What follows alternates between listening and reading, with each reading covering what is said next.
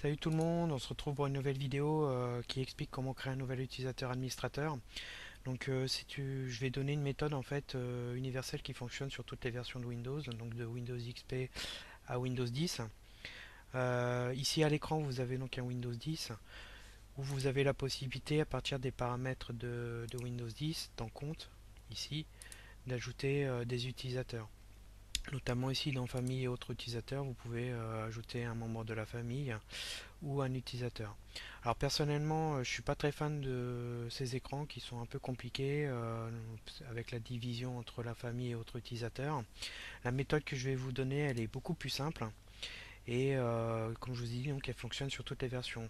Donc pour commencer, il faut lancer un petit utilitaire. Pour ça, vous faites un clic droit exécuter ou sur votre clavier, vous faites la touche Windows plus R pour ouvrir la commande exécuter et vous tapez comme ici net plwiz et vous faites OK. Et vous allez avoir un petit écran qui s'ouvre avec les comptes utilisateurs en liste. Où ici on peut voir qu'on a un compte mailing Malécal et un compte Malécal tout court. Donc un c'est une adresse email, un autre c'est un nom d'utilisateur normal et on voit que les deux sont administrateurs parce qu'ils sont dans le groupe administrateur. Alors une petite explication. Depuis Windows 8 vous avez des comptes Microsoft. Donc un compte Microsoft c'est un compte internet avec un mot de passe qui est stocké sur les serveurs Microsoft et les données qui sont aussi stockées sur les serveurs Microsoft. Et ce compte Microsoft, maintenant, vous pouvez vous connecter sur Windows dessus. Et vous avez donc ensuite accès aux différents programmes et applications Internet de Windows, par exemple Windows Store, Edge, et automatiquement, vous allez voir quand vous connectez à Bing, il va reconnaître en fait le compte Microsoft et il va vous connecter directement à Bing. Voilà, ici vous voyez, je suis en Malécal. Et donc ça permet de faire entre autres la promotion des services internet de Microsoft à travers Windows et à travers ce compte Microsoft. Donc ça vous permet de vous affilier à Windows Store, à Bing, à Microsoft Edge, etc.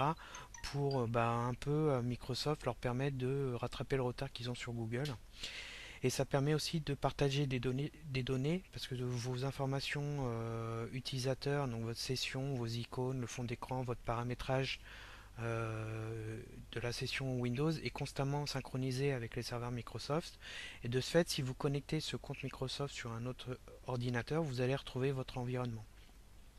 Ça permet aussi, si par exemple vous utilisez Cortana pour avoir les itinéraires pour vous rendre au travail, savoir s'il y a des embouteillages, de vous affilier aussi pour acheter des téléphones Microsoft qui seront aussi en Windows 10 et qui auront aussi Cortana, et en utilisant votre compte Microsoft, vous allez retrouver votre environnement.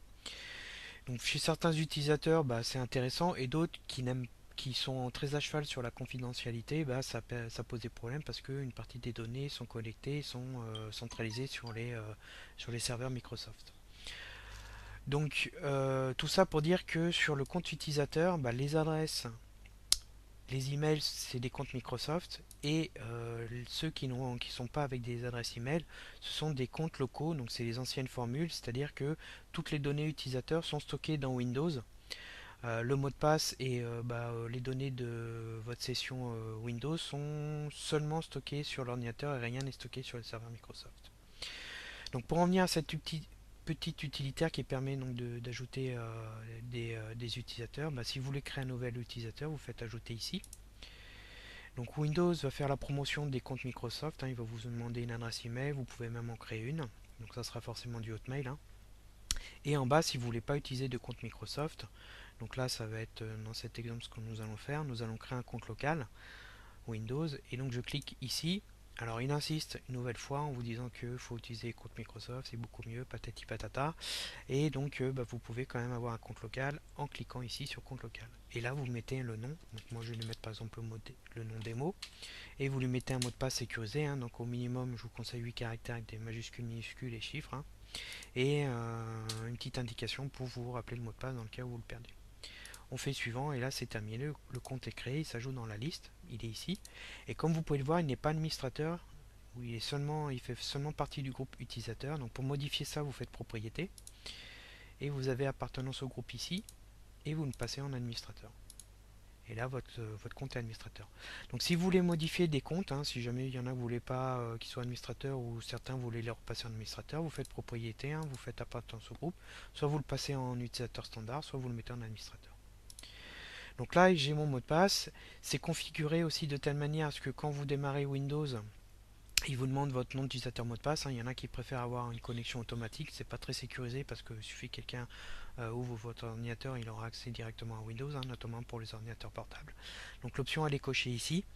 Et on peut aussi réinitialiser les mots de passe de tous les comptes. Bien entendu, pour ça, il faut être administrateur.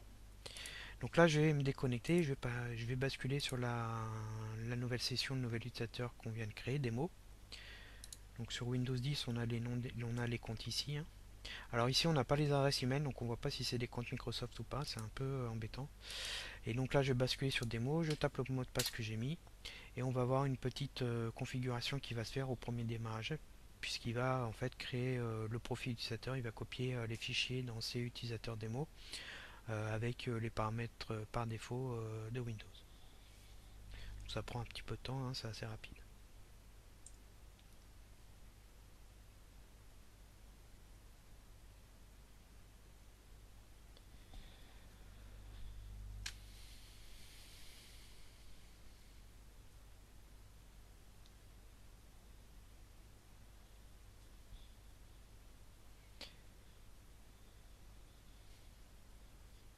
Voilà, donc c'est terminé, hein, on a les icônes, hein, on a le fond d'écran classique de Windows 10, le bureau est encore en train de se charger, et donc là-bas tout est prêt, on peut utiliser